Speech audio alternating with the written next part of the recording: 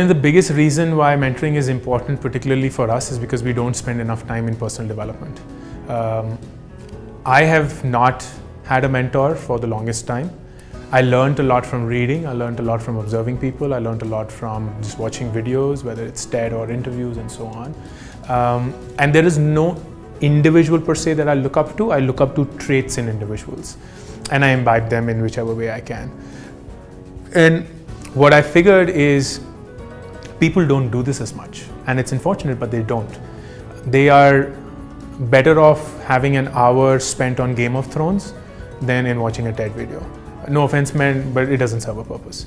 They're better off Facebooking and Tindering than in actually going and reading something meaningful. So mentoring just becomes the focused way for them to have their thoughts heard and exchanged. It also depends on the mentor that there is, because what I've learned about myself as a mentor is there is this curse of intelligence that most people suffer from. And that's the fact that intelligent people like to solve problems.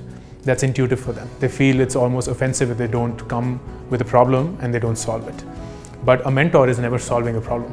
They're just directing someone to solve it for themselves. So a mentor is always asking questions. Why? Why do you feel this way? Why do you think this happened? What could you have done differently? Would you do this differently in some other way? They're never proposing a solution.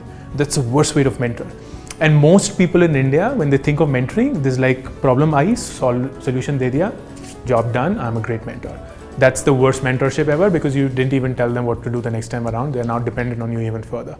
So it's something that I've trained myself all. It didn't come naturally to me as well, because I'm a very problem solver guy right at the get-go. I hate seeing a problem visibly in front of me and not being able to solve it. But I knew that if someone's coming in, that was who I was 10 years back, with no idea of what should it be to build a 400 people company and forget everything else. So of course he or she is going through their own learning curve, and I can only be a active listener and then help them think through that process. But it's extremely important. At the same time, because I haven't had one, I would admit that if you do a clinically good job of personal development, just devote yourself into learning and improving yourself and bettering every single day, you perhaps may not need one, because you'll have plenty. But if you don't do that, then a mentor is perhaps the only way that you will have a mirror in front of you.